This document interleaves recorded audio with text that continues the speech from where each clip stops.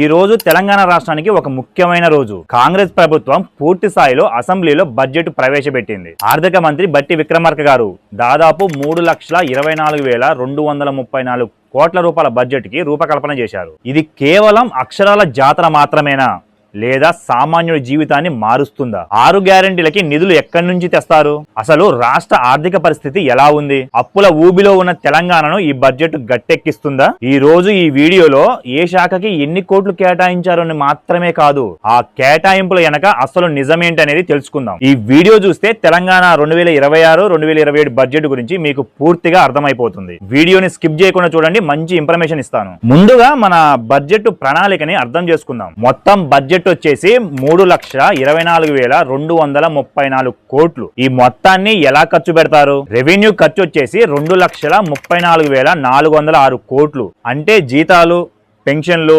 పథకాలు, అలాగే పాత అప్పులకి వడ్డీలు కట్టడం. మన బడ్జెట్ లో సింహభాగం వీటికి మాత్రమే పోతుంది. అలాగే మూలధనం ఖర్చు 47,267 కోట్లు. ఇది చాలా ముఖ్యం, బాగా గుర్తుపెట్టుకోండి. రోడ్లు, డ్యాములు, హాస్పిటళ్ళు, అలాగే గవర్నమెంట్ బిల్డింగ్లు కట్టడం కోసం ఈ డబ్బును వాడతారు. బాగా గుర్తుపెట్టుకోండి, ఈ డబ్బు పెరిగితేనే రాష్ట్రం అభివృద్ధి చెందినట్టు. అయితే ఈ డబ్బంతా ఎక్కడి నుండి వస్తుంది? రాష్ట్రం సొంత పన్నుల ఆదాయం వచ్చేసి 1,60,000 కోట్లు. అంటే లిక్కర్ రిజిస్ట్రేషన్లు, జిఎస్టీ ద్వారా వస్తుందన్నమాట. అలాగే కేంద్రం నుండి 70,000 కోట్ల రూపాయలు వస్తాయి.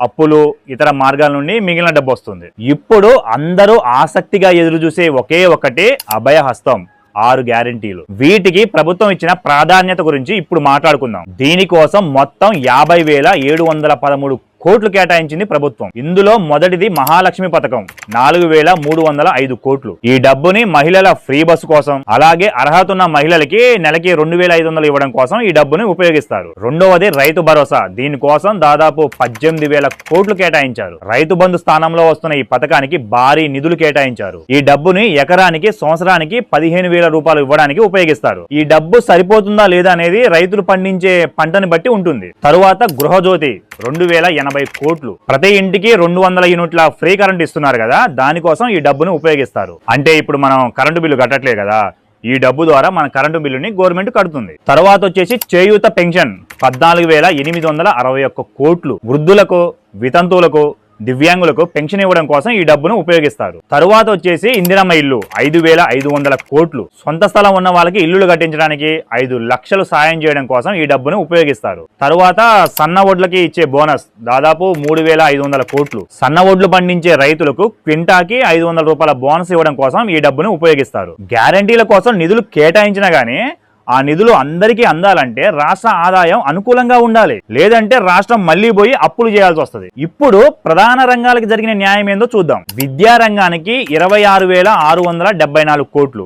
ఇది గత ప్రభుత్వం ఇచ్చిన దానికంటే కొంచెం ఎక్కువే. ఈ డబ్బుని మన ఊరు మనబడి కోసం, అలాగే నియోజకవర్గాలలో కొత్త రెసిడెన్షియల్ స్కూలు కట్టించడం కోసం ఈ డబ్బుని ఉపయోగిస్తారు. వ్యవసాయం కోసం 23,179 కోట్లు. రైతు భరోసా, రుణమాఫీ, పాత బకాయిలు చెల్లించడం కోసం ఈ డబ్బును ఉపయోగిస్తారు. నీటి పారుదల కోసం 22,615 కోట్లు. పాలమూరు, రంగారెడ్డి, కాళేశ్వరం ప్రాజెక్టుల లాంటివి నిర్మించడం కోసం ఈ డబ్బును ఉపయోగిస్తారు. వైద్యం, ఆరోగ్యం కోసం 13,679 కోట్లు. కొత్త మెడికల్ కాలేజీల కోసం, అలాగే హాస్పిటల్లో సౌకర్యాలు పెంచడం కోసం, ఆరోగ్యశ్రీ కోసం ఈ డబ్బుని ఉపయోగిస్తారు. అలాగే బీసీ, ఎస్సీ, ఎస్టీ, మైనారిటీల కోసం 35,000 కోట్లు. ఇంకొక విషయం ఏంటంటే ఈ బడ్జెట్ లో కొత్త పథకాలు కూడా ఉన్నాయి. అందులో ముఖ్యమైనది ఇందిరమ్మ కుటుంబ బీమా. రాష్ట్రంలో ఉన్న ప్రతి కుటుంబానికి 5 లక్షల హెల్త్ లైఫ్ కవరేజ్ ఇచ్చే భారీ పథకం. అలాగే స్కూళ్లలో బ్రేక్ఫాస్ట్. అంతకు ముందు మన ఛానల్లో కూడా వీడియో చేశాం, తెలంగాణ ప్రభుత్వం స్కూళ్లలో బ్రేక్ఫాస్ట్ ఇవ్వడం కోసం ఆలోచిస్తుందని.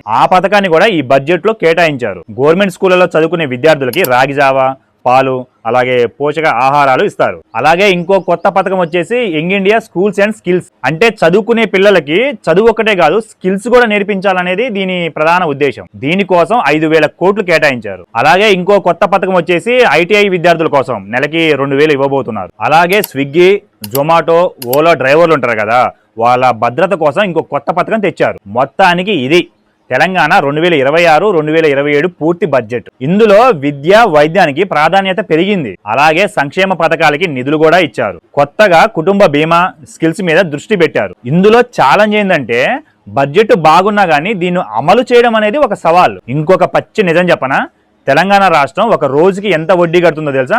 దాదాపు 100 కోట్లు. ఇది తెలంగాణ రాష్ట్రం పరిస్థితి. పాత ప్రభుత్వం చేసిన అప్పుల్ని మేనేజ్ చేసుకుంటూ కొత్త పథకాలకి నిధులు సేకరించడమే అసలైన సవాల్. మొత్తానికి తెలంగాణ 2026-2027 బడ్జెట్ అయితే ఇది. ఈ బడ్జెట్ మీకు నచ్చిందా లేదా? ఇందులో రైతులకు ఎక్కువ ప్రాధాన్యత ఇచ్చారా లేక మహిళలకు ఎక్కువగా ప్రాధాన్యత ఇచ్చారా? అసలు నిజంగా రాష్ట్రానికి అవసరమైన పథకం ఏంటి, రాష్ట్రానికి అస్సలు అవసరం లేని పథకం ఏంటి? మీ అభిప్రాయాన్ని ఖచ్చితంగా కామెంట్ చేయండి. Thank you.